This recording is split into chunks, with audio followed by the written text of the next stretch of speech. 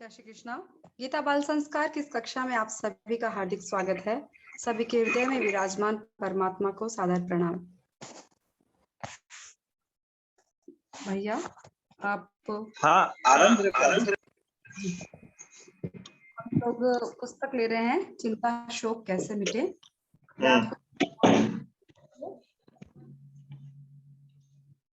कुछ और पैड है आपके पास अभी? हाँ नहीं, अपन जो आपने पुस्तक ली वही लेना, कोई बात नहीं। ये सब जितने भी पुस्तकें है ना, ये मूलतः आपको सबको ध्यान में रहे कि अपने सेठ जी के जो पैड सी बनी है प्राय जी। कुछ गीता प्रेस से बनी है, कुछ हमारे एक मित्र है राम प्रकाश जी वहाँ मेड़ता वाले, कुछ उन्होंने भी छपवाई है। तो वो मूलतः पैड ही है, इसलिए अपन पुस्तक को भी पैड के रूप में गिन सकते हैं। अच्छा जी जी, बहुत सुंदर। तो हाँ आरंभ करें जी। भगवान नारायण देव के श्री चरणों में कोटि कोटि नमन। श्रद्धेय श्री सेठ जी को प्रणाम। श्रद्धेय नित्य लीलालीन श्री भाई जी को सादर प्रणाम। जीवन मुक्त संत प्रातः स्मरणीय श्री स्वामी जी महाराज को प्रणाम। अनंत कोटि सभी संत महात्माओं को प्रणाम। आइए प्रारंभ करें।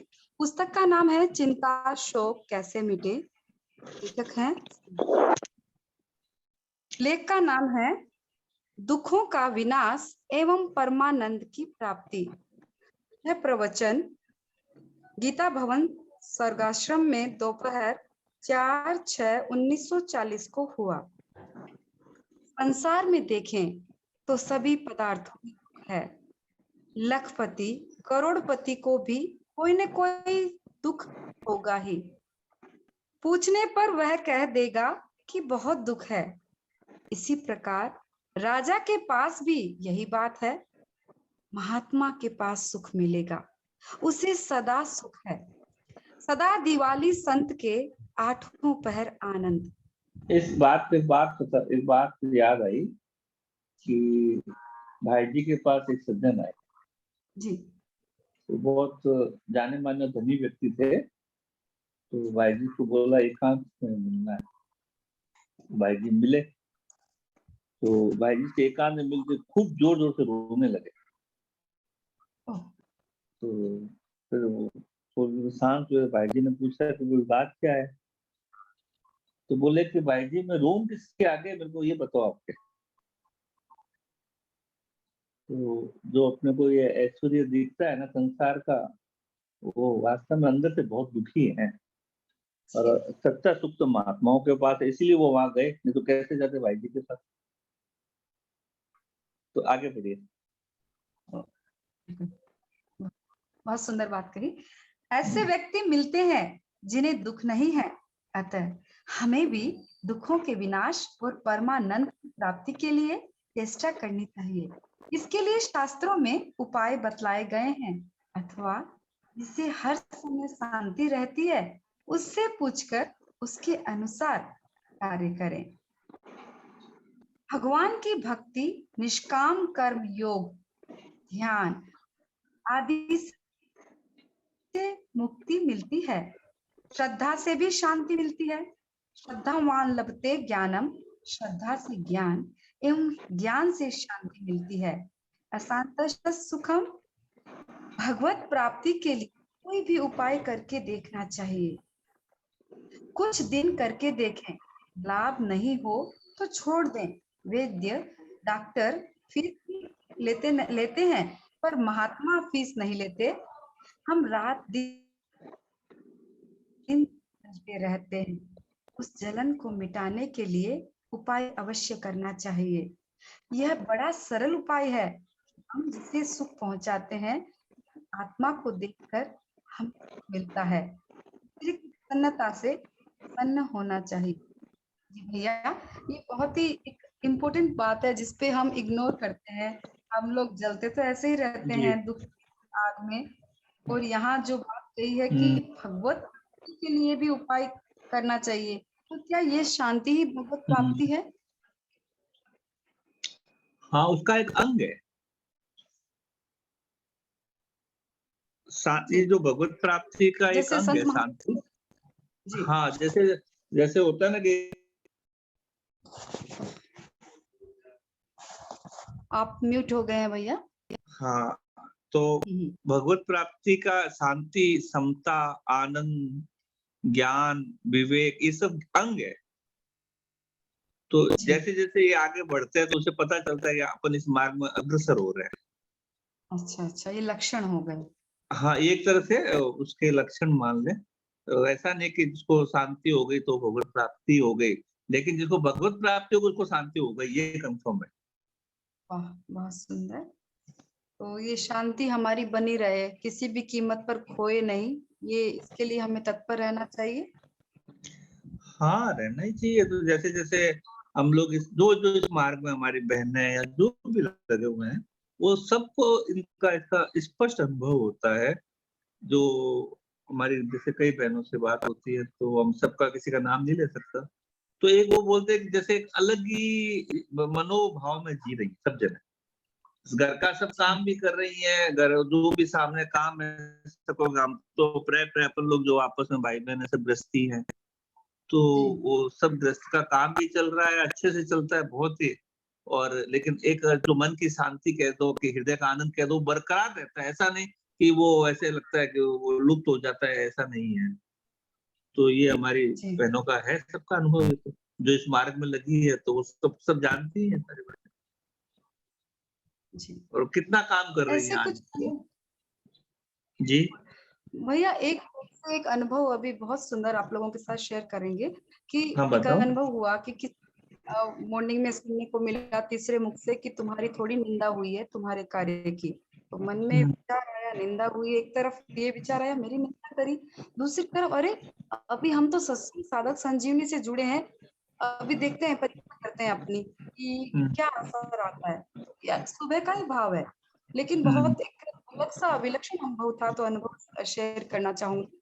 तो हुआ हुँ, क्या, मन में उस तरह से विचार आया, अरे पाँव में फोड़े होते हैं, हुए थे पहले आगे, हुँ, तो वो जब खून और दिखा था वो मेरे किसको दोष नहीं था, किसी को दोष हुँ, नहीं। तो ये सोच रही थी ना, एक फोड़ा उन्होंने अपने मुख से मेरा उन्होंने हर लिया, खत्म कर दिया, हुँ, वो हुँ, नहीं हुआ, उनके मुख से हट गया। तो एकदम से उनके प्रति कोई भाव था ही नहीं, एकदम गायब हुआ। उसके बाद एक मैसेज जैसे बनाया गया कि इस तरह का कुछ मैसेज था, तुरंत मुझे फोन आता है, बहुत ही इस तरह कैसे कि हम लोग परम सेवा का प्रचार कर रहे थे, उसी में कई लोग हुँ, कह देते हैं कि हवा हो रहा है, तो तुरंत मुझे मैसेज आता है कि आप ये हुँ, हम बम्बई से बोल रहे हैं, प्लीज आप बताइए क्या योजना, आपका ग्रुप बताइए, हम लोग इसका प्रचार करेंगे, अच्छी लग रही है। एकदम से ऐसे हुँ, ख्याल आया कि वो द्वेष को छोड़ते ही प्रेम तत्व मिलता है, हुँ। और हम तो लोग तुरंत देखो ये हाँ, हाँ बिल्कुल ये जो प्रेम तत्व है, समता है और ज्ञान है कि जितनी भी चीज़ें जो ये अपने सत्व गुण की ये सब प्रकृति में मौजूद है। जी तो जैसे ही हमने इधर द्वेष छोड़ा वो अपने आप अपने को ग्रहण हो जाती है। बिल्कुल। तो ये बात सही है, आपका अनुभव बहुत ठीक है इस विषय में कि जैसे उसमें सेठ जी ने भी बोला ही है कि अगर कोई आपका दोस्त जैसे कल परसों इस पैड में बात आई थी, संध्या पढ़ रही थी, तो ये पैड बात आई थी कि कोई आपका कहे कि तुम में ये दुर्गुण है, तो क्या आपको पता नहीं आप में 2 दुर्गुण थे, हमारे में तो 4 दुर्गुण है, तो होना ये चाहिए थे। वाह तो बहुत सी अच्छी बहुत सेठ जी की जो बातें आ रही थी सटीक और इतनी मतलब अपने जीवन के बहुत काम की आ रही है। तो बिल्कुल संतों बहुत की कृपा से ये बातें मिली जो आपने जैसे अनुभव हुआ ना, तो ये मैं 2 बहनें लगी है, मैं तो मानता हूँ कि जैसे कोई कहता है कि भई इनके सत्संग से इतना साल हो गए, वो कहना नहीं चाहिए बातें, ये सत्संग हो गए, कोई लाभ दिखता नहीं है, तो मेरे को लगता है उन्होंने सत्संग किया ही नहीं है। तो सत्संग किया और लाभ नहीं हो, ये कैसे संभव है ये बात? ये बात मतलब ये तो समझ से परे की बात है, सत्संग करो लाभ नहीं हो। सेठ जी की ऐसी वाणी अपन सुन रहे हैं, स्वामी जी महाराज की सुन रहे हैं, सदानंद जी महाराज की सुनते हैं और उनको अगर अपन नहीं अपनो तो उसको लाभ तो 100% होगा, इसके अलावा रास्ता नहीं है कोई। बिल्कुल तो बिल्कुल।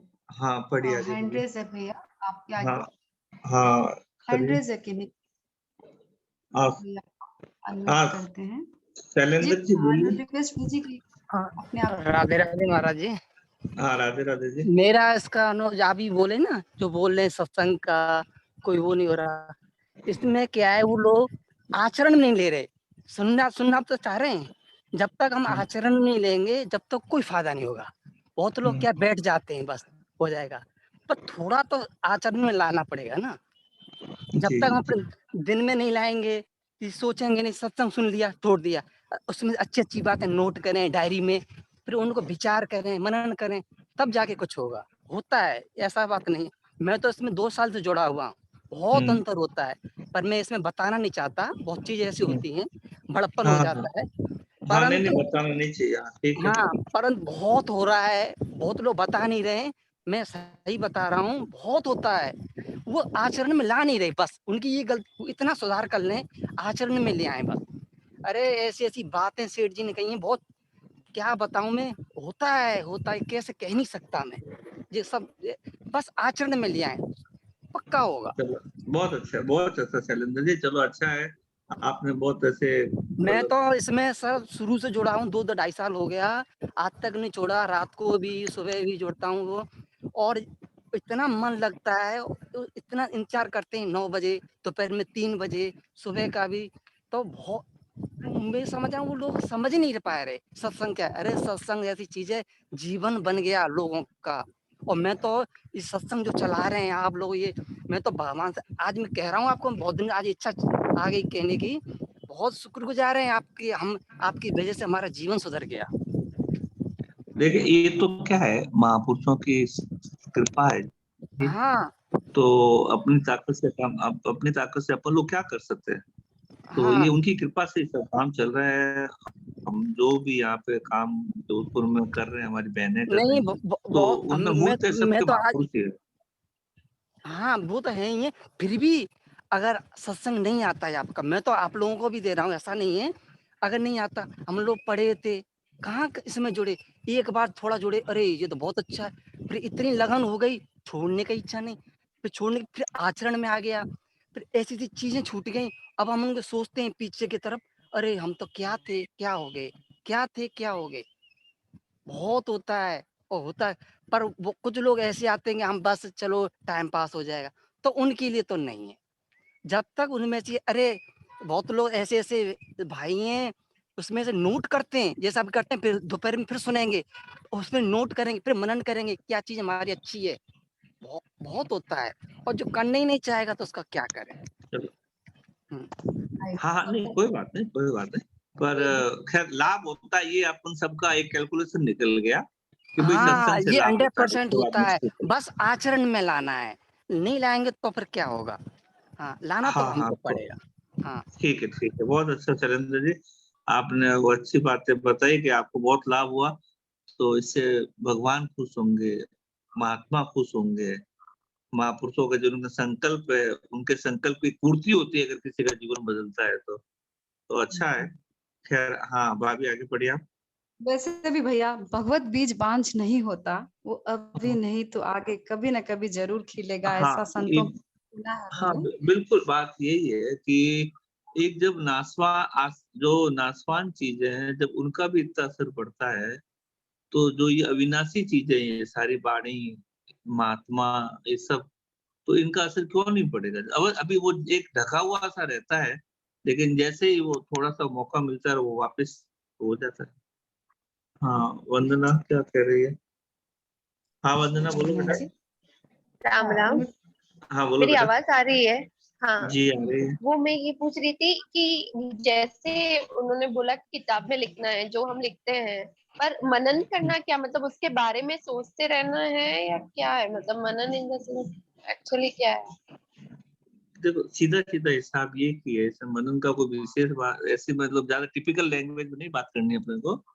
जैसे जो अपन ने पढ़ा है उसको समझना ही मनन करना है, ऐसा समझ लो। अच्छा, तो फिर समझने के जैसे बाद कोई उसको। अपन ने पढ़ा, हाँ जी, जैसे अभी आपकी वॉइस। अपन ये सेठ जी सुन के इसको समझ। हाँ, अब तो वही देखो, वो थोड़ा सा नेटवर्क प्रॉब्लम सब जगह चल रही है अभी। तो जैसे अभी सेठ जी के ऊपर जो वाणी सुन रहे हैं, तो अब इस जो सुना है, एक तो सुना हो गया, एक सुनते ही अब इसके विषय में अपना बात, अपने को कोई एक दिमाग में बात उपजी, मन में कोई बात आई या क्लिक की, तो ये तो हमारे बहुत काम की है, तो वो उसको मनन करना, वो समझ में भी आने लग गई कि अगर इसको मनन करेंगे, समझेंगे तो ये हमारे को जीवन में बहुत लाभदायक हो सकती है। तो वही मनन करना है। और जो ऐसे चाहना कि ये मेरी जिंदगी में आ जाए, वो भी मनन करना ही हुआ ना। नहीं, चाहना तो देखो एक अलग हो गया, मनन तो वाणी का होता है, अपन तो पुस्तक पढ़ रहे हैं उसका होता है, और चाहना, ये चाहना थी जीवन में, जभी तो चीजें मिली अपने को। नहीं नहीं, मतलब जैसे हमको ये मिली, आप कुछ बता रहे हो और वो सुन के ऐसे लगता है कि ये चीज मुझ में भी आनी चाहिए, ये होनी चाहिए, तो उसको भी मनन करना ही होगा ना। हाँ, मनन देखो, आप उलझो मत ना, कोई मनन चाहना ये सब एक क्या है, अपने साधन पथ के अंग ही है। अगर अपन चाहते हैं तो अपने को ये चीजें मिल रही है, और किसी चीज पे अपन ने बैठ के विचार किया तो मनन, जैसे अभी जो अभी कर रहे हैं ये मनन करना ही, और क्या है कि जैसे हाँ, इसको मनन बोलते हैं। पढ़ रही है, अपन आपस में चर्चा कर रहे हैं, तो ये मनन करना ही है। हाँ, ठीक है। परोसी हुई थाली है, उससे भोजन आपको करना है। वैसे ही एक बार जब पढ़ लिया जाता है वो है इंफॉर्मेशन, और जब वो आपके अनुभव में आ गया तो वो आपका ज्ञान बन गया।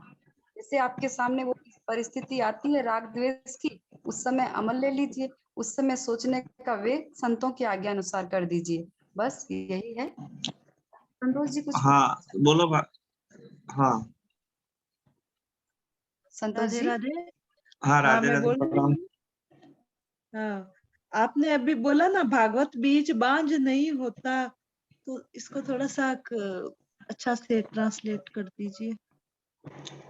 वो अभी जो बहन पढ़ रही है उन्होंने शब्द बोला था, तो हाँ, उसका कहने का सिंपल मतलब यही है कि जो भी अपन सत्संग और भी कर रहे हैं, ये जो वाणी सुन रहे हैं ना, ये व्यर्थ नहीं जाएगी कभी भी। कभी ना कभी, जैसे अगर किसी की तीव्रता होगी तो अभी काम आएगी, किसी की तीव्रता नहीं होगी तो कुछ समय बाद काम आएगी, पर काम अवश्य आएगी, क्योंकि वो बीज रूप से अपने अंदर चला गया, तो अंदर जाके वो काम अवश्य ही करेगा। इनका कहने का मतलब ये था। मतलब अपन भगवान की चर्चा जो भी सुनेंगे वो आगे कभी न कभी काम लगे आएगी अपने जीवन में, या हाँ, बदले। अवश्य काम आएगी, लेकिन अपन आगे का क्यों भरोसा करें बहन? आगे क्या पता कब होगा और कब होगा, अपन आज से क्यों नहीं करेंगे काम? अच्छा, आज से ही अपने काम लगेगी। देखो, बराजी का सिद्धांत था ना, वो सिद्धांत यही था कि आपको कभी भी किसी भी जन्म में इस ओर चलना ही पड़ेगा, ये आध्यात्मिक रास्ते पे, तो कभी भी चलना पड़ेगा, तो आज ही क्यों नहीं चले? हम भविष्य का इंतजार क्यों करें? जैसे अभी वो बोला, ये बात तो सिद्धांत की बात बोली है, लेकिन सिद्धांत की बात लेके अपने को ढिलाई नहीं रखनी है, अपने को तो आज से ये काम करना है। जी भैया, ये बात का संदर्भ मैं बताना चाहूंगी। मनमोहन जी महाराज जी की आपने मुझे जब नंबर दिए थे तो मेरी बातचीत हुई थी, तो मैं थी, महाराज जी ने मुझे ये बात ऐसी बोली, आज कितने साल हो गए, 2-3 साल से ऊपर हो गए, कि आप इतनी चिंता करते हो भगवत बीज, ये बच्चों की क्लास की बात हो रही थी हमारी, भगवत जी। बांध नहीं होता, आप सिर्फ बच्चों को भगवान के बारे में बताइए, आप चिंता मत कीजिए बच्चे नहीं कर रहे हैं, ये नहीं कर रहे हैं, ये बच्चे अपने आप इसमें लगेंगे। जब गेहूं के 4 दाने फेंक 50 दाने लेते हैं, तो भगवत बीज क्या उससे गया गुजरा है क्या? विश्वास रखिए। तो ये बात बहन को ऐसे समझनी चाहिए। हाँ, इस संदर्भ में की थी उन्होंने, पर अपने को तो तत्परता करनी चाहिए, मैं तो ये बोलता हूँ। आप अपने घर में करते रहिए तो आपके जो घर के सभी लोग हैं उनमें ये बीज बोए जाएंगे, और आगे की हम लोगों को इसलिए नहीं छोड़ने की 84 लाख योनियों में फिर कब मनुष्य जन्म मिलेगा तब काम आएगी, इसलिए अभी काम लगा लें। आज अभी वो दिन में नेटवर्क काम नहीं कर रहा था, तो हमने पूछा था हमारे बीमारी है तो अच्छा भाव रखे, भगवान मेरे से पाप, क्या हमसे पाप कट रहे हैं, वसुदेव सर्वम रखें, ऐसा वो बोल रहे थे। थोड़ा और क्लियर करेंगे क्या? हाँ, वो देखो, आपने उनसे पूछा ना महाराज चित्तरंजन जी महाराज से, तो शायद उन्हीं से पूछना चाहिए, क्योंकि सबके अलग अलग सोच होती है, अलग अलग जवाब होता है, उससे अपन उलझ उनसे जाएंगे। मैंने पूछा, लेकिन ना नेटवर्क काम नहीं कर रहा था, फिर आवाज ही नहीं आई, फिर हम हाँ, बंद कर दिया। कल वापस आप उनसे से ये प्रश्न कर लीजिएगा, ठीक रहेगा। ठीक है, कल मैं उनसे ही कर लूंगी। जी जी। चलिए आगे बढ़ते हैं। हाँ जैसे हाँ। किसान खेती करता है, खेती करने पर एक मन से 1000 मन पैदा होते हैं। एक अपने किसान मित्र के यहाँ जाकर ठहरा। उसे खेती किस तरह करे पता नहीं था। वहां गेहूं चना का ढेर रखा देखा तो पूछा कि हमारे यहाँ भी हो सकता है क्या? सकता है, 100 रुपए का माल हजारों का हो जाएगा। ऐसा सोचकर उसने गहना बेचकर 100 रुपया हल वाले को दिया और 100 रुपया अपनी आजीविका का रख लिया। गेहूं बोया तो 1-1.5 इंच घास उगाया। सब उगाए तो रोने लगा कि हमारा पैसा मिट्टी में गया। दूसरों से कहा कि घास ही घास हो गया। लोगों ने कहा कि घास नहीं है, जो घास है उसे निकाल दो एवं पशु न चढ़ जाएं, इसकी रखवाली करना। पशुओं की रक्षा के लिए बाड़ लगा दी। पौधे बड़े हो गए, दाने पड़ गए पर कच्चे थे। उस समय मन उससे विश्वास हो गया तो बड़ा आनंद हुआ। अब चिड़ियों से रक्षा करने लगा। आखिर में हजारों मन अनाज हो गया। गेहूं चना की खेती करने के लिए उन्हें धूल में मिला दिया जाता है। इसी प्रकार अपने पास जो कुछ है उसे मिट्टी में मिला दें। परमात्मा की प्राप्ति के साधन में इतने तत्पर हो जाएं, ऐश आराम और सुख वाली सभी वस्तुओं को मिट्टी में मिला दो। बोना ही साधन है। चित्त में वैराग्य का उत्पन्न होना अंकुर फूटना है। घास का बड़ा होना उपरती है। उसके बाद धान हुआ यानी ध्यान हुआ। ध्यान पकने पर परमात्मा की प्राप्ति हो जाती है। इसीलिए भगवान ने कहा, इदं शरीरं कौन्तेय क्षेत्रमित्यभिधीयते एतद्यो वेत्ति तं प्राहुः क्षेत्रज्ञ इति तद्विदः। 13 का पहला। हे अर्जुन, तत्व को जानने वाले ज्ञानी जन इस शरीर को क्षेत्र तथा इस जानता है उसे क्षेत्रज्ञ कहते हैं। यह शरीर खेत है। इस खेत को जानने वाला आत्मा क्षेत्रज्ञ है। खेत में जैसा बीज बोया जाता है वैसा ही फल होता है। आम बोने पर आम, बबूल से बबूल पैदा होगा। अतः ऐसा फल बोना चाहिए जिसका फल सुख हो। जो बुरा कार्य करता है वह दुखी रहता है। प्रभु की आज्ञा पालन से सुख शांति मिलेगी। हमें सद्गुण सदाचार का पालन और ईश्वर की भक्ति करनी चाहिए। उत्तम का फल उत्तम ही होगा। लगभग इस भगवत वाली बात का पूरा ही बता दिया गया है भैया। खेती में बहुत सुंदर वर्णन। तो यहाँ क्षेत्र और क्षेत्रज्ञ के विभाग से और खेती के विभाग से हमें ध्यान पूरा बता दिया गया है कि स्टार्टिंग है। जो कुछ है पहले तो मिट्टी में मिलाना, यही हुआ भैया, सुख ऐश्वर्य आराम। हाँ बस वही है कि देखो भाई कोई चीज प्राप्त करनी पड़ती है, जैसे ही लगन लग जाएगी तो बोलो किसका सुख नहीं छूटा। जी वो जो सुख छूटा तो वही मिट्टी मिलाना हो गया। भैया, आज एक जब तरफ ये सुख मैं आपको ही पूछता हूँ, आप जब ये प्रचार करने की लगन में आई तो कितने तरह के सुख छूट गए अपना पे। हाँ, मतलब क्या बोलूं मैं, मेरा हाँ, यही कोई ये कहने की बात नहीं है, एक अपन विचार विमर्श की दृष्टि से कर रहे हैं जी कि कितने मतलब मैं देखता हूँ जो बहनें इतनी लगी हुई है तो उनके कितने तरह के सुख जो पहले थे वो सब छूट गए। हाँ, पहले के साधन छूट गए हैं, ये बात जरूर है। जिन चीजों में पहले आनंद नहीं अच्छा लगता वो सब। तो बस उसी को मिट्टी में मिलाना कह दो और वो छूट गया इस कारण से, तो वो बात एक ही हो गई। पर भैया वो सुख तो छूटा, पर अभी भी आनंद से मन तो अभी आनंद हर वक्त रहता है। पहले जब वो चीज मिलती थी तभी सुख मिलता था, कामना पूरी होने पे। पर अभी तो हर समय आनंद ऐसे में कि कुछ समझ में नहीं है, मतलब कोई सोचने का मौका ही नहीं है। काम से काम चलता है, काम खत्म, अपना आराम किया, फिर से काम लगे। ऐसा कुछ नहीं रहता कि कोई आगे सोचना क्या है, सोचने का कोई काम ही नहीं रहता। क्या ये भी इसी में ऐड होता है? इसी का ही हाँ, इसी पे ही है। जैसे क्या होता है दीदी भविष्य में कि जैसे-जैसे इस मार्ग में आगे बढ़ते हैं तो साधन और जीवन एक ही हो जाता है। जी। अब जैसे जो बहनें मैं तो बोलता हूँ कि अगर बोझ अगर लगता है ये काम आपको तो क्या आप इतना काम कर सकती थी क्या? हम्म। कोई नहीं हाँ कर सकता। जो भी बहन है आपका आप सामने इसलिए आपका उदाहरण ले रहे हैं।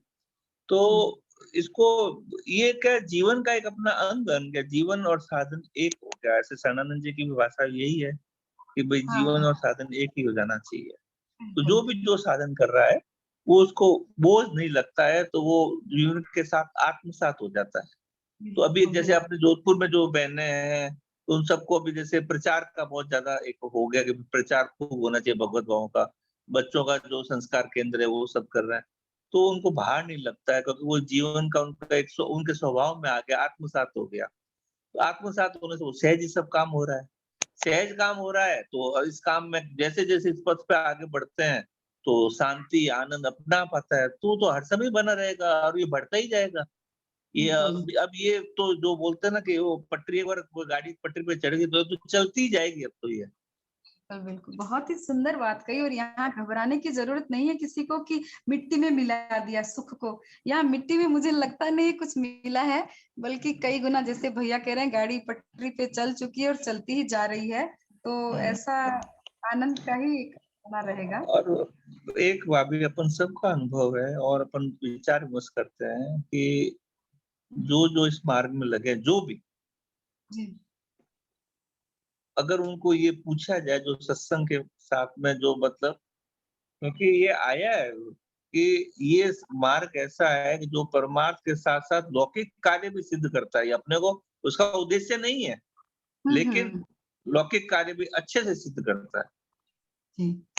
और ये सबका भी अनुभव कि जो भी इसमें मार्ग में लगे हैं, उनका जो व्यावहारिक काल है, वो पहले से और अच्छा से काम हो रहा है।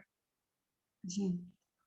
और खूब अच्छे से मतलब वो उसको जैसे बोलते हैं ना कि वो कोई पहले जो काम में कितनी तरह के अपने वो थे मतलब जीवन जीने का जो आनंद था वो वास्तव में सत्संग लगने के बाद जीवन जीने का आनंद आता है।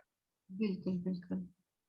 अलग ही आज आनंद। कोई अगर एक हाँ, एक अलग है मैं तो एक सिंपल सा उदाहरण है, कोई भी अगर कोई समझ एक अपन है और आपस में उनके राग, द्वेष, खीज, एक-दूसरे पे क्रोधित होना, एक-दूसरे तो क्या जीवन का आनंद ले पाएँगे? बिल्कुल नहीं। और जब ये सब चीज़ें जीवन से निकल जाएगी, तो प्रेम से कितना अच्छा जीवन निकल सकता है। बहुत सुंदर, बहुत तो बस इसलिए ये बहुत सत्संग तो सच्ची बात तो है, जीवन जीने की कला है। परमार्थ सिद्ध होता है, उसके साथ-साथ में जीवन जीने की कला भी आती है आदमी को। वाह! अभी आज ही हमारे एक ग्रुप में एक महिला है जो जुड़ी हुई है गीता अभ्यास में सीख रहे हैं गीता जी, तो मैंने उनको वॉच किया, कई टाइम से जुड़े हैं। बेटी की शादी थी, उस दिन भी वो क्लास अटेंड करी। मेरे को इतना आश्चर्य हुआ आज फिर उसके बाद नवदुर्गा का उनके पाठ भी था, 9 दिन का अनुष्ठान बहुत बड़ा। तो मैंने उनको आज बोला, आज ही बात हुई, मैंने कहा आपने तब भी नहीं छोड़ा? कि नहीं दीदी, जब मैं सत्संग कर लेती हूँ और ये सब हो जाता है तो मन में भय ही नहीं रहता, किसी तरह का। हुँ, ये हुँ, कितनी बड़ी बात है, आपके घर में इतना बड़ा आयोजन है, खुद की बेटी, शरीर की बेटी का मतलब विवाह है और आप उस दिन फेरे वाले दिन भी वो उस दिन भी अपनी आई तो अपनी प्रेजेंट उसने 5 मिनट दी और फिर वो गई। तो कहती है बहन नहीं लगता। तो ये बात हमें एक नई खुलासा हुई कि जीवन इसलिए आनंद में है, सत्संग से जुड़ने के बाद, संतों से जुड़ने के बाद कि जीवन में भय ही नहीं है। तो भय नहीं हुँ। तो आनंद अपने आप आ गया। हाँ, बिल्कुल यही बात है, बिल्कुल और आइए आएगा ये तो एक प्रोसेस है, ये तो होने वाला ही है। जी। इसको ये तो बर वो तो वही है कि जैसे अग्नि में हाथ डाल तो जलेगा ही। अगर सत्संग सुन ली असली महापुरुषों की और बात मान ली, तो आएगा ही आनंद। ये तो वो एक फ़ॉर्मूला है पूरा, क्यों नहीं आएगा? बिल्कुल।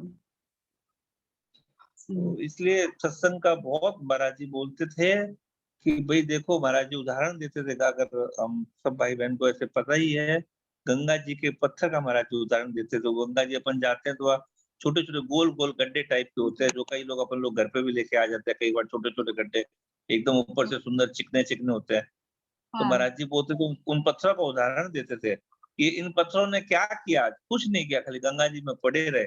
तो पड़े ही पड़े, वाह! पड़े, पड़े, पड़े देखो गोल हो गए, एक आकार ले लिया, चिकने हो गए और हम लोगों को कितने अच्छे लगते हैं कि हम लोग घरों में ले जाते हैं यहाँ से। हाँ, बहुत ही तो ऐसे सुंदर। महाराज जी कहते थे कि सत्संग का यही प्रभाव है कि आप सत्संग में पड़े रहो, तो निश्चित फ़र्क पड़ेगा, क्यों नहीं फ़र्क पड़ेगा? और उनको लाते भी हैं, उनके प्रति सम्मान भी रहता है, एक आदर भाव रहता है। गंगा जी के पत्थर है, अच्छे से रखो। हाँ, मतलब हाँ। उसको पटवारी बनाते हैं, मतलब एक पूजा और करते हैं। मतलब देखिए कि इतना प्रभाव पड़ा, सत्संग में पड़े-पड़े लोगों का पूजन भाव हो गया। एक और भी हाँ, ये तो आनंद। गंगा जी का प्रभाव हो गया। एक जी, कथा आई है महाराज जी की इसमें, तो बताया या वाणी में भी आई, जितनी मतलब सरल में उतनी सुनाने की चेष्टा करता हूँ कि जी। एक राजा थे, हुँ, तो हुँ। राजा ने अपने मंत्रियों से कहा कि भई कोई महात्मा को पकड़ के लेके आओ। जी। तो मंत्रियों ने कहा ठीक है, राजा की आज्ञा थी तो उन्होंने खोज करने गए, तो पता चला कि हुँ, अमुक उस जगह एक महात्मा है और वो वहाँ पे वो महात्मा है जैसे महाराज चाहते हैं वैसे ही महात्मा है वहाँ पे। तो वहाँ पे हुँ, गए हुँ। तो पता चला कि वो महात्मा तो गुज़र गए। अच्छा। तो हाँ, वो चले गए तो अब उनके साथ में तो वहाँ जो महात्मा का एक संग किया हुए एक छोटे और संत थे, या उनसे जूनियर संत थे समझ लो। तो वो संत थे तो उन्होंने कहा कि आपने उन हुँ, महात्मा का संग किया क्या? किया है। तो क्या कि राजा जी ने कहा कि कोई हुँ, महात्मा को लाओ, तो वो तो नहीं है, तो आप चले चलो। तो अब राजा जी का हुक्म था हुँ, बेचारा उनको जाना पड़ा, वो जो संत थे। तो चलते-चलते जी। रास्ते में जा रहे थे, तो रास्ते में एक वो कुत्ते ने बच्चे को जन्म दिया था। अच्छा। कुतिया ने मतलब, तो वो हुँ, कुत्ते का बच्चा तो एक छोटा-सा पिल्ला उन्होंने एक अपने बोरी में या झोले में डाल लिया। तो हुँ, बोरी और झोले में डाल लिया, झोले में डाला वो कुछ बोले नहीं संतरी भी कि ये क्या कर रहे हैं पता नहीं चलो। तो वहाँ हुँ, ले गए राजमहल में। राजमहल में गए महाराज जी के सामने, वो राजा जी के सामने है। तो राजा जी को बोला कि भई महाराज हम जिस काम से गए थे वो संत तो मिले नहीं, लेकिन उनके जो हुँ, साथ में रहे हुए ये मिल गए तो हम इनको लेके आ गए। तो राजा ने कहा कोई बात नहीं चलो इनसे ही बात करते हैं, इनके ही दर्शन कर लेते हैं। तो उनको हुँ, पूछा कि आप साथ में रहे हैं क्या? हाँ, हम उनके साथ में हुँ, रहे हैं। तो फिर क्या समझ में आई आपको ये? हुँ, हुँ। भैया। हाँ, हाँ, आ गई वापस आवाज़ आ गई, थोड़ा नेट चला गया था। हाँ, हाँ। तो उन्होंने वो कुत्ते का पिल्ला निकाल लिया और जी। बताया कि तो कि मेरे क्या फ़र्क पड़ा? कि फ़र्क ये पड़ा साथ में रहने से कि आप में और इस कुत्ते के पिल्ले में मेरे को कोई फ़र्क नहीं लगता है क्या? अच्छा। तो ये महात्मा के संग में रहने का प्रभाव है कि उनकी मतलब वो चले गए तो कोई बात नहीं पर उनकी चिकनाई तो आई गई ना। हाँ, हाँ, हाँ। तो जैसे अपने कोई पात्र में अगर कोई अच्छा दूध डालते हैं तो उसकी चिकनाई तो आएगी आएगी। दूध तो चिकनाई छोड़ेगी। तो वही बात है, एक संत महात्मा महापुरुष के संग रहे हुए हैं तो कितना भी कर लो, लेकिन वो महाराज हुँ। की जो साथ में रहे वो चिकनाई तो आएगी आएगी। जी, पारस ऐसा पारस है जो पारसी बनाता है। संत एक ऐसे हाँ, पारस हैं, पारसी बनाते हाँ, हैं। वो जी। तो यही बात है इसमें कि अपने जो सत्संग ये कर रहे हैं, महापुरुषों की वाणी सुन रहे हैं, मनन कर रहे हैं, बातचीत कर रहे हैं इसके ऊपर, तो इसके निश्चित इसका असर जीवन पे आएगा। अपन थोड़ी बस इनकी बात पे श्रद्धा या विश्वास रख ले कि भई ये जो कह रहे हैं, हमारे हित के लिए कह रहे हैं, इतनी बात ही है बस। जी। अभी चलिए साधक संगी भी अध्ययन में आ रहा है। ऐसी-ऐसी बातें हाँ, मिल रही, बड़ा आश्चर्य होता जा रहा है। 40 की जी, उम्र पार करके और अभी ये बातें पता चल रही है। मतलब एक तो अंदर थोड़ी-सी ऐसे तो पहले पता चल जाती। मतलब भगवान किसी को भी अपने उसमें आधिपत्य में नहीं लेना चाहते। फ्री छोड़ा रखा है, पूरी तरह से लिबरल है भगवान। तुम जाओ, जहाँ जाओ, जिसमें श्रद्धा करो, मैं श्रद्धा बिठा देता हूँ। और हमारी क्या इच्छा होती है, हम सबको हमारी बात, हमारी सिद्धांत माने, मेरी थ्योरी माने, मेरे मत का समर्थन करे। मतलब आश्चर्य होता है। साधक संजीवनी जो हमारे सामने, क्या कहूँ कि एक मंथन ऐसा हुआ है, जैसे पृथ्वी मथी गई थी, उस समय समुद्र मंथन हुआ, वैसा ही लगता है सब पूरा मंथन है। और इसमें पढ़ने से संतों को एक अलग ही अनुभव हो रहा है, जो अभी भी मेरे को तो आश्चर्य हो रहा है। आज जैसे अभी हर दिन ही आश्चर्य, नई-नई बातों का। बिल्कुल जी नहीं ठीक है, बिल्कुल जब महाराज वो से बात आज जो तत्व के जीवन मुक्त महापुरुष थे, तो वो ही कहते थे ये बात कि मेरे को नई-नई बातें मिलती हैं, नई-नई बातें मिलती हैं कि तो वो ये बातें तो अनंत है, तो भगवान अनंत है तो उनकी बातें भी अनंत है। आपके भी अनंत है। और हाँ, मेरे साथ जो जुड़े हैं भैया, वो हालांकि दूसरे संतों को, ऋषियों को पढ़ते होंगे, पर वो भी आश्चर्यचकित थे कि ऐसे इस एंगल से तो हमने नहीं पढ़ा। साधक संजीवनी विलक्षण है, विलक्षण, हुँ, अद्भुत है। मतलब जी, आज ही उनके मुख से ये बात आखिर में खुद ही से निकल गई, जबकि हम लोगों ने ना कभी प्रेशराइज किया, वो अपने वे में समझ रहे थे। अब उनकी आवाज में क्या आता है, हमारे महाराज जी। पहले वो नहीं, ऐसे नए लोगों को महाराज जी तुरंत बोलना नहीं बनता है, लेकिन हुँ, अब वो खुद के मुख से आज निकला, हमारे महाराज जी ऐसे कह रहे थे। तो बड़ा एक आनंद सा हुआ कि चलो हुँ, भैया, आज हमारे महाराज जी बोल रहे हैं, नहीं तो स्वामी जी, जी जी। बोलते थे, संत कहते थे। हुँ, इस हुँ। तरह से। चलिए नहीं, आप। नहीं, ठीक है ना। और हाँ एक कोई लड़का गया था वहाँ पर गीता भवन, जी। तो महाराज जी थे तब की ये बात थी तब, तो हम्म। उनको सेठ जी ने स्वप्न में दर्शन दिए। अच्छा। हाँ, तो बोले कि गीता पढ़ा कर ऐसे बोला सेठ जी ने। तो हाँ, बोले कि कौन-सी गीता पढूँ? तो कहा साधक संजीवनी पढ़ा कर। क्या बात है, वाह। तो साधक संजीवनी का बहुत बड़ा सच्ची में सच में क्या खैर हम विलक्षण। लोग विलक्षण है वास्तव में। जी। और जब ये संतों ने जब लिखा ही इसी उद्देश्य से कि जो इसको पढ़े उसका जीव बात मतलब जो पढ़े ये जो उसका कल्याण हो जाए इस उद्देश्य से लिखा ही है। तो उनका संतों का भाव काम करता है। हमें तो जी। पुस्तक साधक संजीवनी ऐसे देखो अब सब श्रद्धा रखें, श्रद्धा के साथ पढ़ें, तो संतों का भाव तो अमोघ होता है। वो अवश्य काम करेगा, क्यों नहीं करेगा? बिल्कुल बिल्कुल। चलिए आगे बढ़ते हैं लेख की तरफ। हुँ, संसार में सबसे बढ़कर आनंद महात्मा को है, उससे बढ़कर परमात्मा को है। हमें उसी आनंद के बीज को बोना चाहिए। परमात्मा का नाम लेना ही बीज बोना है, और आगे जाकर वह विस्तार को प्राप्त हो जाता है। फिर हमें परमात्मा का ध्यान करना चाहिए। हमें सोचना चाहिए कि मरने के बाद भी आत्मा रहता है। जैसे हम कल कलकत्ता जाने वाले हैं, तो आज से ही व्यवस्था कर रहे हैं। उसी तरह हमें मरने के बाद भी सुख मिले, यह व्यवस्था करनी चाहिए। गधे कुत्ते ये व्यवस्था नहीं कर सकते। लाख प्रयत्न करने पर भी कुत्ते गधे को यह बात नहीं समझाई जा सकती। समझाएंगे तो लोग हमें मूर्ख बताएंगे। इस समय हम मनुष्य है, विचार करना चाहिए कि हमारा धन, स्त्री, पुत्र, मान, बढ़ाई, शरीर सब पराए हैं। ये हमारे साथ जाने वाले नहीं हैं। हम देखते भी हैं कि यह शरीर नहीं, यहीं जला दिया जाएगा। मुर्दे में मन, बुद्धि, प्राण नहीं है। अतः मन, बुद्धि, प्राण जाते हैं, आत्मा एवं इंद्रियां भी जाती है। नाक, कान, आंख तो गोलक मात्र है, क्योंकि देखा जाता है कि मनुष्य इंद्रियां होने पर भी बोल नहीं पाता, आंख होने पर भी देख नहीं पाता, मरते समय देख कर पहचान भी नहीं पाता। 2 मिनट बाद फिर पूछा जाए तो फिर नहीं पहचानता।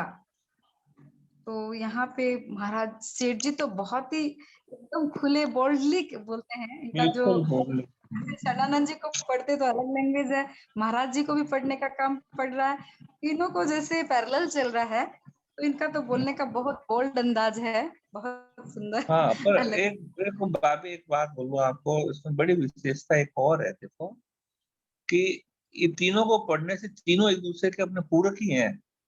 हाँ हाँ, बात वही है, पहुंचे पहुंचे एक मत। हाँ, पहुँचे पूरे और तीनों मतलब ये बातें बहुत एक-दूसरे से अपन अगर विचार करें ना, तो हम्म, मतलब वैसा विरोधाभास नहीं आता है, पूरक हो जाती है नहीं। बातें। ठीक है, आगे जाके सब चीज़ें एक-दूसरे के पूरक हो जाएँगी। जी। और एक हाँ जो अभी बोली थी एक बात आई कि महात्मा को आनंद होता है, हाँ। तो इसके विषय में एक शरणानंद जी महाराज जी की घटना है कि शरणानंद जी महाराज जब थोड़ी सी अपन चर्चा शायद पहले की हुई है, फिर कर लेते हैं, क्योंकि संतों की चर्चा में तो रस आता ही है। बहुत तो सुंदर। सदानंद जी महाराज जब छोटी उम्र में थे, 10 साल की उम्र में, तो उनकी आंखें चली गई और कायस्थ जाति में थे। तो उनका कायस्थ जाति में जैसे जनरली ऐसे पढ़ाने लिखाने का रहता ही है कि भाई जज बने, बैरिस्टर बने, वकील बने, कुछ भी। तो माता-पिता को भी बहुत दुःख हुआ कि देखो बच्चे की 10 साल की उम्र आंखें चली गई, और उस बच्चे को भी दुःख हुआ। तो दुःख हुआ तो उनके मन में इस प्रश्न पैदा हो गया। प्रश्न ये पैदा हुआ कि क्या ऐसा भी कोई सुख होता है जिसमें दुःख का अभाव हो जावे? तो उत्तर उनको मन में ही मिला कि हाँ, ऐसा सुख होता है जिसमें दुःख आता ही नहीं, दुःख का प्रवेश ही नहीं है। तो ऐसे वापस प्रश्न मन में आया कि ऐसा सुख किसको होता है? तो ऐसा सुख साधुओं को होता है या सन्यासी को होता है। तो मन में निश्चय कर लिया कि मैं भी सन्यासी बनूंगा।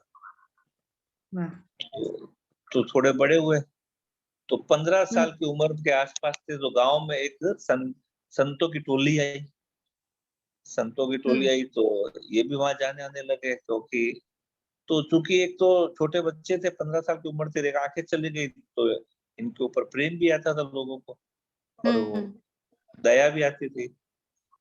तो वहां संतों की टोली में आने जाने लग गए, तो वहां पे इनको वैसे वहां सुख मिला, एक आनंद, मतलब वहां के, क्योंकि वहां पे सात्विक ऊर्जा ही रहती है संतों के पास। तो सात्विक वहां सुख मिला, आनंद आया, ऐसे मन थोड़ा, तो इनके मन में आया कि अब मैं भी संत ही बनूंगा।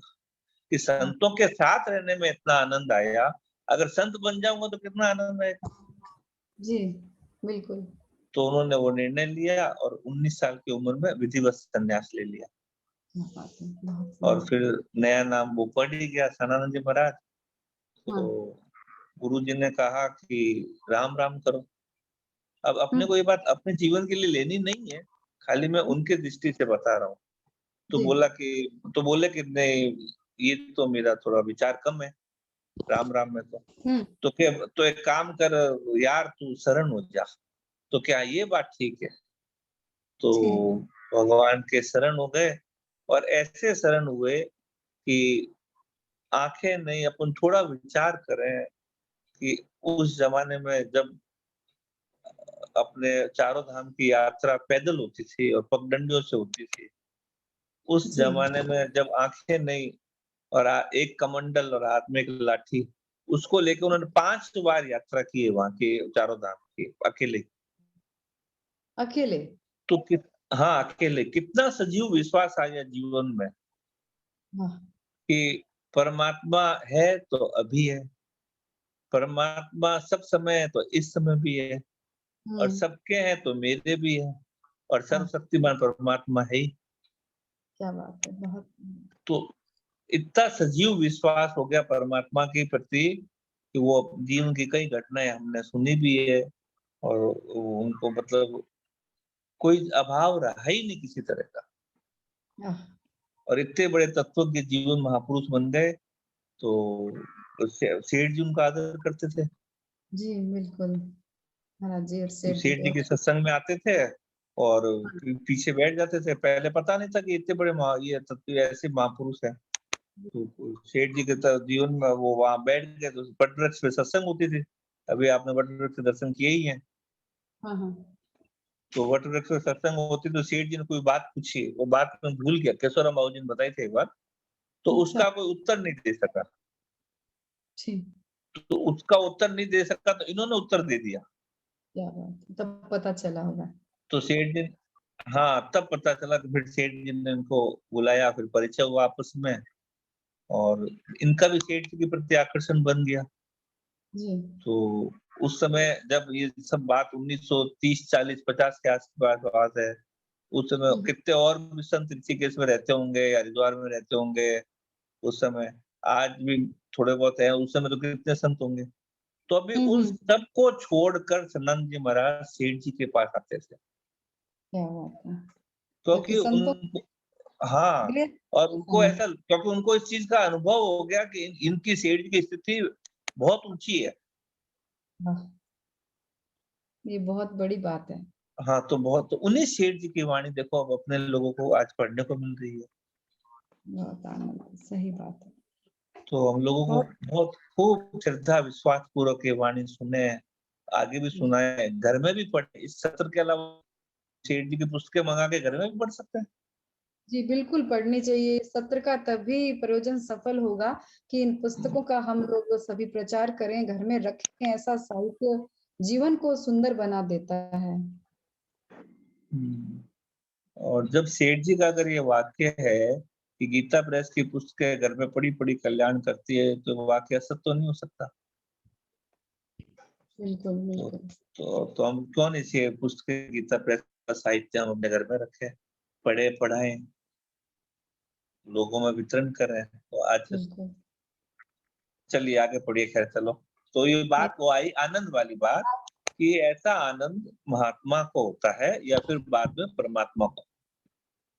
तो आनंद की जो बात चली तो ऐसा ही ये जो हमने देखा महाराज जी का जो थे सशरीर विराजमान थे, तो कई बार ऐसा मौका पड़ता था कि जैसे मन में बहुत उद्विग्न है, मन चिंता से युक्त है या शारीरिक बहुत श्रम हो गया है, कई तरह की ऐसी बातें थी। लेकिन महाराज जी के सामने जाते ही सब चीज़ ठीक हो जाती है अपना आप। क्या बात है, बहुत सही। हाँ, बिल्कुल, ये महापुरुषों का प्रभाव बहुत देखा है स्पष्ट रूप से। कि वो हाँ। गीता भवन में जैसे उधर स्वर्गाश्रम के क्षेत्र में जाते थे, तो ऐसे लगता है कि जैसे कोई क्योंकि संत तो महापुरुष वो चलते-फिरते तीर्थ होते वो तो। तो उनके पास एक के चलो महाराज जी के पास गीता भवन जाना है, महाराज जी के पास जाना है। इस लगन से ही सब चीज़ें अपने आप ठीक होनी चालू हो जाती हैं। क्या बात है। कितनी और सुंदर बात। हाँ, उनके सामने जाने के बाद तो बात ही अलग थी। जी। तो ये जो जिन्होंने साथ में रहे हैं या जिन्होंने दर्शन किए हैं, सबका अनुभव है एक तो महापुरुषों की महिमा बहुत ज़्यादा। भैया अभी उस भूमि में जाने से भी ऐसा फील हुआ है। वहां हाँ, जब हाँ। आपने कहा दोपहर में 12 बजे बात हुई, उसके बाद मैं वहां पहुंची और हुँ। वहां बैठने से आंखों में ऐसे एकदम आनंद के आंसू कहें या क्या कहें, माँ गंगा की ठंडक सब कुछ थी। गर्मी भी बहुत ज्यादा, पर वो इतना आनंद हो रहा था वहां पे कि कहाँ आ गए, कैसा सत्संग का प्रभाव कहाँ लाके बिठाया है। बहुत ये बोल नहीं सकते, शब्दों में तो वर्णन करना ही कठिन है उस अनुभूति का। हाँ, तो वो जगह का प्रभाव तो है ही क्योंकि वहाँ जो ये जगह जे सेठ जी ने मैंने इस बात सुनी है अभी देखो पक्का नहीं है, कहाँ सुनी है किसी से कि ये जो भूमि जितनी भी ली गई है तो सेठ जी ने पहले ध्यान लगा-लगा के चेक करके ली है, ऐसे नहीं ली ये भूमि जी जो गीता भवन बने जो। और वहाँ वटवृक्ष के नीचे हाँ, ध्रुव जी हाँ, बिल्कुल। वहाँ वटवृक्ष के नीचे ऐसा भी सुना कि ध्रुव जी ने दर्शन दिए सेठ जी को। वाह!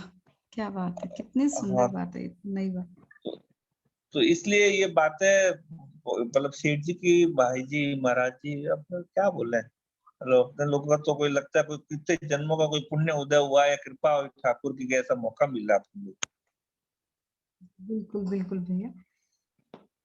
चलिए और सुनाइए। चलिए, आगे बढ़ते हैं। ये सब शक्तियाँ हृदय में एकत्र हो जाती है। 5 प्राण, 10 इंद्रियाँ, मन, बुद्धि, ये 17 चीजें साथ जाती है। बहुत ही सुंदर और एक आसान गणित बता दी है सेठ जी ने।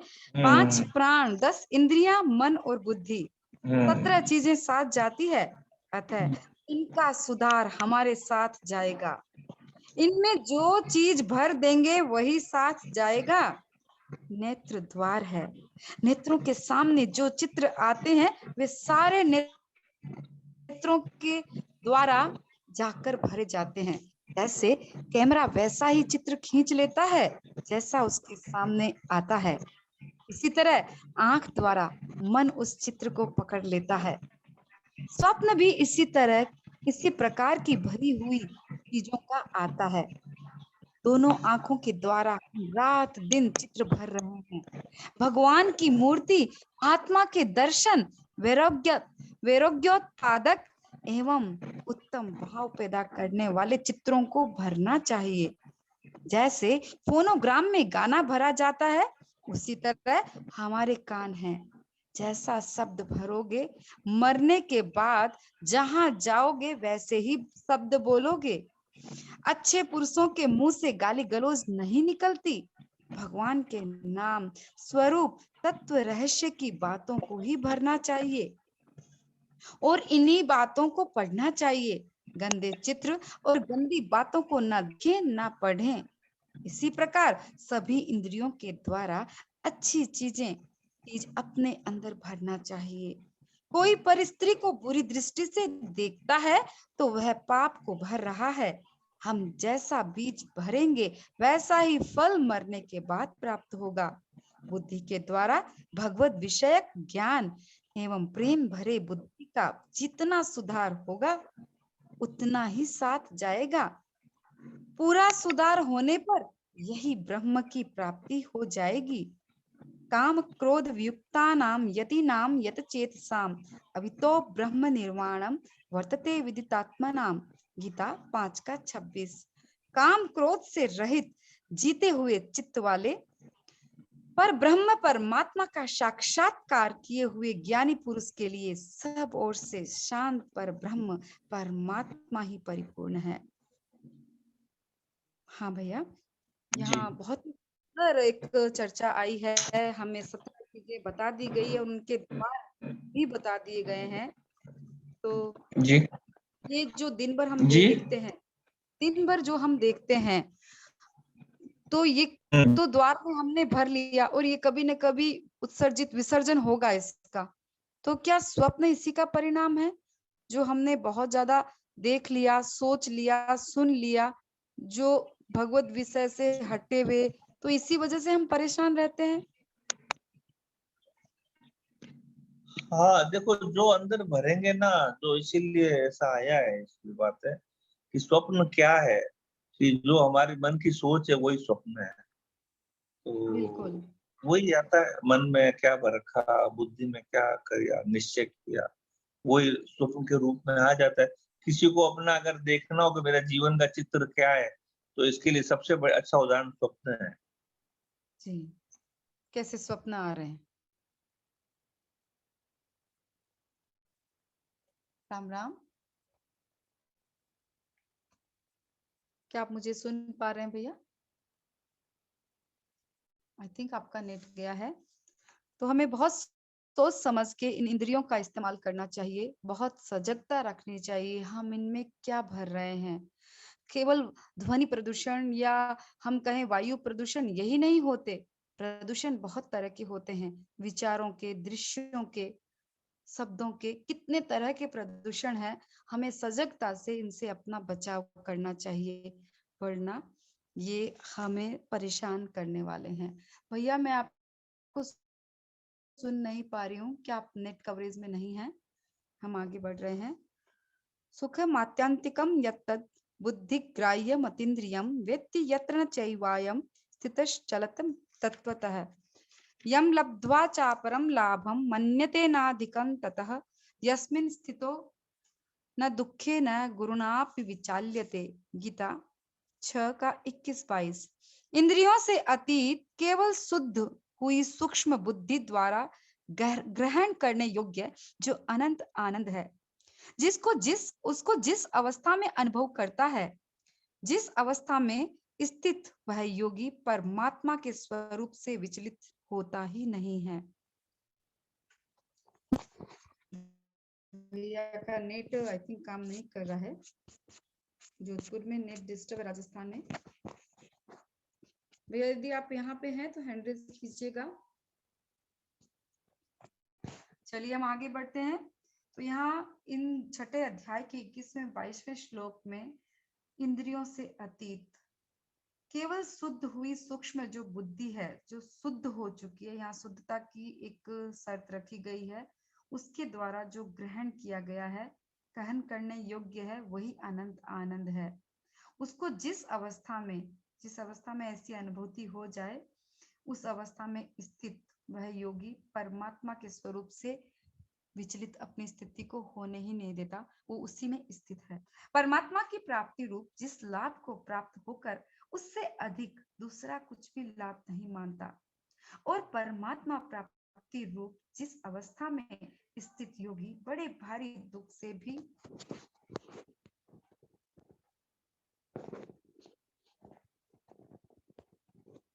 जी भैया आप को होस्ट हैं। जी हाँ, हो गया भाभी। हाँ, पहले नेट चला गया तो बताइए। हाँ, यहाँ पे छठे अध्याय की 21वें और 22वें श्लोक का अभी हाँ, आया है। यम लब्धो चापर लाभो। हाँ, यहाँ पे कि हाँ योगी की स्थिति परमात्मा के स्वरूप से विचलित नहीं होती, उसके आगे बढ़ रहे हैं।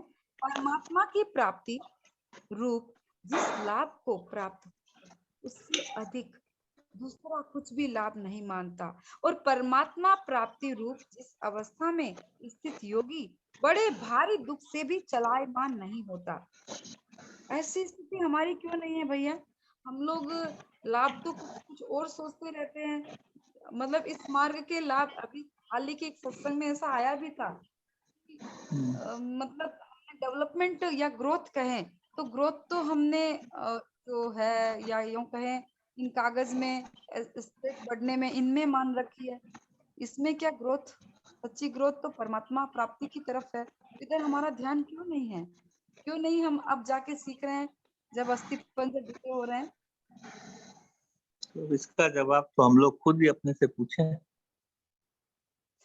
बड़ा दुख होता है ऐसा। हाँ, तो ये जवाब तो ऐसा है ना कि हम लोग को खुद ही विचार करें कि ऐसा क्यों नहीं हो रहा है कि जो ये परमात्मा का जो सुख है, जो आध्यात्मिक सुख है, या संत बोल रहे हैं, गीता जी बोल रही है, हम लब्धवा चापरम बोल रही है, तो ऐसा है तो सही है और अपने को नहीं प्राप्त हो रहा है। तो इसका हम लोग विचार खुद ही करें कि ऐसा अपने को क्यों नहीं हो रहा है, तो खुद को अपने को जवाब मिल जाएगा इसका। जी ये तो क्या है कि खुद की मतलब बात है ना कि लाभ तो है ही है, लेकिन जब तक अपने को वो तत्परता नहीं है, जब तक वो नहीं, तब तक वो लाभ नहीं मिलता है जो मिलना चाहिए। जो जैसा महापुरुष अपने को देखना चाह रहे हैं वैसा अपन बन नहीं पा रहे हैं। तो क्यों? क्योंकि अपने नासवान को महत्व दे दिया। सबसे बड़ी बात है तो वही है। हम्म। तो एक नासवान को देने से फिर वो सब तरह की चीजें लागू पड़ गई उसमें। जी हम अनित्य सुख के पीछे अपने अविनाशी सुख को खो रहे हैं, कुछ ऐसा। हाँ, बस बस यही बात है, बिल्कुल यही बात है। वो अविनाशी सुख है, अविनाशी सुख पूरे कण कण में फैला हुआ है। जैसे अनित्य का सुख कम होगा, जैसे आपने एक उदाहरण दिया, अपना ही दिया कि जैसे ही राग द्वेष छोड़ा वो बात अपना आप मिल गई। जी बिल्कुल, अब तो तो एकदम यकीन हो रहा है कि संतों की बात को अक्षरश मान लो, एकदम से मान लेने से ऐसा हासिल होना है जिसकी उम्मीद भी नहीं है। हम क्या उम्मीद हाँ करेंगे, मांगना भी नहीं आता मुझे लग रहा है। हाँ, तो बस यही बात है, ये क्वेश्चन अपने को अपने से ही करना चाहिए कि भैया ऐसा क्यों नहीं हो रहा है। अगर हम लोग करेंगे, दूसरा कोई उत्तर देगा, उसे फायदा नहीं है इसमें। इसमें अपन अपने से स्वयं से खूब चिंतन करें, मनन करें कि जब बोल रहे हैं कि एक ऐसा आनंद है जिसमें दुख का प्रवेश ही नहीं है, तो फिर ये तो अब अपने को ही सोचना है कि है तो सही है। जब महात्मा ऐसी बात कर रहे हैं, भगवान ऐसी बात कह रहे हैं, तो फिर ऐसे अपने को क्यों नहीं मिला? तो ये प्रश्न आप अपने से ही करें तो इसका उत्तर मेरे को लगता है ज्यादा अच्छा मिलेगा। बिल्कुल बिल्कुल, बहुत सुंदर बात कही आपने, ये मनन करने वाली बात है। हम्म। बुद्धिग्राही सुख को प्राप्त करना चाहिए। हम संसार में सुख चाहते हैं, चाहते चाहते ही मर जाते हैं, पर वास्तविक सुख कभी नहीं मिलता। जब परमात्मा की प्राप्ति रूपी सुख मिल जाएगा, फिर दूसरे सुख की इच्छा नहीं रहेगी।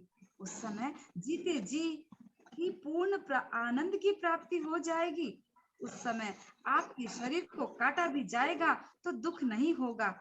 ये दो बातें आ जाए तो समझ लो कि पूर्ण आनंद की प्राप्ति हो जाएगी। शरीर पे चोट पड़ने पर भी महसूस न हो, समझ लो कि पूर्ण आनंद की प्राप्ति हो गई है। इतनी सुंदर बात लिखी है, ये तो एकदम ईसा मसीह वाला मुझे लेकिन एग्जाम्पल भी आ रहा है। उनको सूली पे चढ़ाया जा रहा है, पूरे एक आदमी को क्रॉस पे चढ़ाया जा रहा है और उनको पता नहीं चला होगा। शायद यही आनंद उनको मिला, शायद क्या, हाँ ये तो कंफर्म ही होगा। ये बात लिखी है तो यही हाँ, बात हुई बिल्कुल। होगी। सेठ जी के जो मित्र थे हनुमान प्रसाद जी गोयन का, जी तो उन्होंने सेठ जी को बोला अपन इस बात को करके अभी पूर्ण कर देते हैं क्योंकि समय हो रहा है। तो सेठ जी को बोला जी कि मेरा ध्यान लगा दो। तो हाँ सेठ जी ने कहा कि ध्यान तो मैं लगवा दूंगा, लेकिन हाँ ध्यान को उतारना मेरे को नहीं आता है। और उस अच्छा समय ध्यान में सिर्फ इतना ज्यादा हो जाएगा कि लोग तेरे को मरा हुआ समझ के जला डालेंगे क्या। ओ तो इसका मतलब आप अब अपन विचार करें, ये बात बोली तो ध्यान का एक सेठ जी बोलने को उसमें इतना सुख आएगा कि वापस वो उसको तो मतलब उसको मरा हुआ था समझ के उसको जला डालेंगे क्या। जी तो फिर कितना सुख होगा परमात्मा की प्राप्ति में, सोचिए। सही बात है। बहुत कुछ है इस ध्यान में, परमात्मा के ध्यान में बहुत ज्यादा सुख है और हम लगता है कभी सुख के बिना रीते रहे हुए हैं। तो थोड़ा सा हम लोग प्रयास करें। देखो कृपा तो भगवान की बहुत बरस रही है, महापुरुषों की बरस रही है।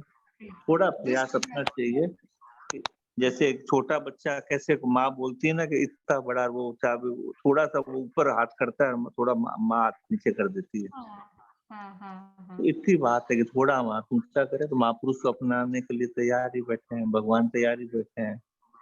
क्या देरी का काम है। बहुत सुंदर बात कही जी।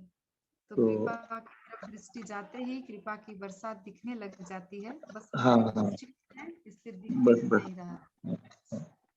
ठीक है। जी तो आज का समय पूरा होता है। अपन लोग सब आज जो भी जी विषय चले समाप्त। साधारण जी हम जो हम, समाप्त की हाँ कोई भाई हम डॉक्टर साहब जैसी व्याख्या तो हम आपस में नहीं कर पाते, पर जो साधारण बोल पाते हैं तो हम जी सब उसका लाभ लें, ऐसी फिर सब जने कोशिश करें। नारायण नारायण नारायण। जी नारायण नारायण जी। हाँ वसुदेव सुतं देवं कंसचाणूरमर्दनं देवकी परमानन्दं कृष्णं वन्दे जगद्गुरुं। क्लास के समापन चाहेंगे। आनंद है आनंद है आनंद में रहें, कल क्या हुआ कल क्या होगा इसकी चिंता न करें। आनंद है आनंद है आनंद में रहें, कल क्या हुआ कल क्या होगा इसकी चिंता न करें। कल फिर से सुबह उपस्थित होंगे 4:55 पर प्रार्थना नित्य स्तुति प्रवचन के साथ में। 3 बजे साधक संजीवनी की क्लास है और शाम को चैतन्य, कल रात को जो गुरुवार है चैतन्य चरतावली विष्णु सहस्त्र नाम का पाठ होगा। आप लोग जरूर सत्संग का लाभ लीजिएगा। सभी को प्रणाम, शुभ रात्रि। मीटिंग एंड की जा रही है।